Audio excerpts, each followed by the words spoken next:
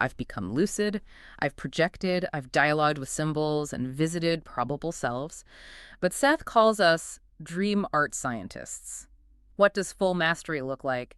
How do I use the dream laboratory to deliberately shape not just dreams, but my entire waking reality? You are the dream art scientist, investigating the nature of reality through the medium of your own consciousness. And that really is the core mission of our deep dive today for you listening, because we want to explore that absolute pinnacle of mastery. Exactly, bridging that massive gap between what you do at night and what you experience during the day. Right, because right now, I mean, even for those of us deeply studying this material, we tend to treat waking life as the main event. Yeah, and sleep is just a biological chore, or maybe a fun little playground if we get lucky. Exactly. But we constantly talk about waking up inside our dreams, but isn't the ultimate goal actually waking up to the fact that physical reality is also a dream? That is exactly it. I mean, Sure. that is the fundamental diagnosis we have to make to even begin this level of practice. As an advanced student, you already know the premise, right? Your beliefs create your reality. Right. We've talked about that a lot. But there is a massive difference between knowing that intellectually and actually operating as a true dream art scientist. Well, because we've built this artificial concrete wall between what we call sleeping and what we call waking. Precisely. And mastery requires completely dissolving that wall. You literally have to recognize the dream state and the waking state, not as two separate locations, but as one continuous creative field. One continuous field. And Seth is very explicit, that the waking state is actually a specialized extension of the dream state. Which is wild because we usually have it entirely backward. Yeah, we think dreams are just echoes of our day, but the waking state is actually the denser offshoot of the inner dream environment. Right. It's not the other way around at all. Yep. And the true dream art scientists, they don't just, cultivate these isolated lucid dreams where they fly around for 10 minutes and then wake up to normal life. They bring that profound lucidity right into their waking life. Yes. They understand that every single moment, whether your eyes are open or closed, it's a dream being dreamed by the inner self. So physical matter is really simply the final, the dense shape that our dream blueprints take when they finally intrude into three-dimensional space. Exactly. Intruding into physical space. So let's break down the mechanics of how that intrusion actually happens. Because if physical reality is basically a denser type of dream material, how do we actively work with the physics of that? Well, it centers entirely on the practice of incubation and observation. Okay, what does that look like in practice for you? So in the dream state, you have to consciously create an environment and then just observe how your beliefs instantly manifest it. Because there's no time lag. Right, exactly. In a dream, if you believe you can fly, you instantly fly. The environment flawlessly reflects your psychological state in real time. Right. Now, in waking life, you have to apply that exact same trust and creative intention. Deliberate reality creation means you incubate a desired outcome in a dream. You feel it as fully real. Using the inner senses, right? Yes, exactly. Yeah. And then you Yep. carry that specific feeling tone into your waking day. That dream rehearsal acts as the energetic blueprint for manifestation in what Seth calls Framework 2. Framework 2, the inner creative matrix. It honestly reminds me of a video game developer. Oh, how so? It's like we're coding the physics and the environments in the back-end engine at night, and then we're just playing the compiled game during the day. That is a brilliant analogy. You're doing all the back-end programming while you sleep. And I have to ask this because it comes up all the time. How do I maintain this awareness without it feeling like constant effort? Yeah, I hear that. It sounds exhausting if you're trying to micromanage it. But it becomes natural. Like learning an instrument. At first it's deliberate, maybe even clunky, but then it becomes intuitive. The muscle memory takes over. Exactly. The spontaneous self takes over. You live as a conscious participant in the dream of reality rather than a victim of it. It's not just mental, right? Doesn't the cellular memory actually process this information automatically? Yes. Your cells are entirely aware of this inner translation happening between the dream state and waking life. You don't have to force it. So to prove that this level of spontaneous integration is actually possible and not just some high-level theory, I think we need to look at Jane Roberts herself. Oh, absolutely. The channeler of the Seth material. Her lived experience is the perfect case study. Because she really reached a point where her dream life and waking life informed each other completely seamlessly. The boundary essentially dissolved for her. It did.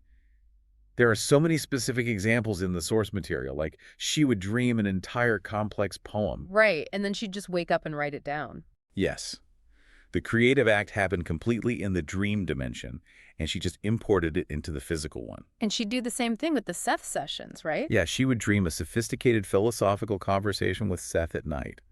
And then the next day, in a formal waking trance, she would channel that exact information. Wow. The heavy lifting was all done in the dream laboratory. But I think the most powerful example of this continuous field is how she handled her severe physical symptoms. Yes, when she was physically immobilized. Right. She was largely confined to her bed or chair, unable to move normally, but she vividly dreamed of walking and running and dancing. And that wasn't just psychological escapism. Yeah. She wasn't just, comforting herself because she was sad about being sick. She was using the dream state to keep the energetic blueprint of motion alive. Exactly. She was striking that tuning fork in framework too, ensuring that the energetic blueprint of mobility was still actively vibrating in her cellular memory. That is so profound. But doing that requires bypassing the waking mind's constant need to, obsess over the physical facts. Oh, the ego can get so defensive. Yeah.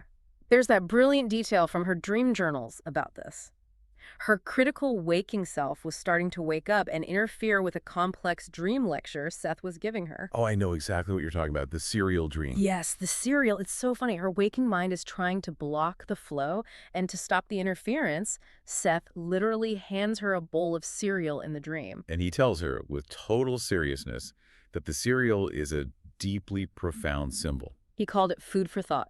Right. And immediately, her rigid ego was totally soothed and distracted trying to solve the great mystery of the cereal. Which allowed the actual vital work of the lecture to just continue in the background. It's so clever. It perfectly shows how the inner self doesn't fight the waking mind.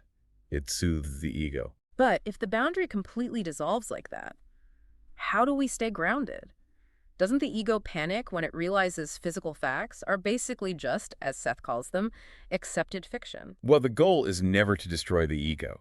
Jane lived as a conscious creator precisely by trusting the flow between worlds. So the ego doesn't dissolve. Not at all. It actually becomes stronger and far more flexible. Once it realizes it doesn't have to defend this isolated, disconnected position, it stops panicking. It begins to cooperate with the inner self's spontaneous order. It stops being the guard dog and becomes a willing partner. Exactly. Okay, so now that we see what this life without boundaries looks like through Jane, how can you listening actively engineer the same flow? We need to pivot to a highly specific, actionable protocol based directly on Seth's teachings. Right, let's call it the Deliberate Dream Creation Protocol. I love that. Let's break it down into 7 steps. Step 1 has to be selection. Yes, choose a single waking life change you desire. Just one.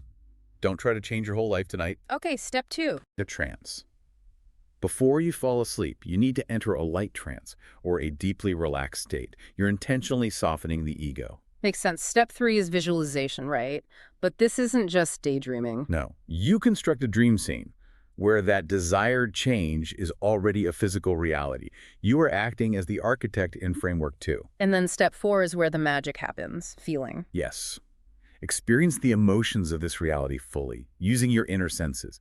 Feel the joy, the relief, the excitement. The emotion is the literal engine that powers the blueprint. Right, because emotion creates those electromagnetic energy units. Exactly. Okay, step 5 is intention. Set a firm intention right then to experience this scene in your actual dreams and to bring its pure energy back into your waking reality.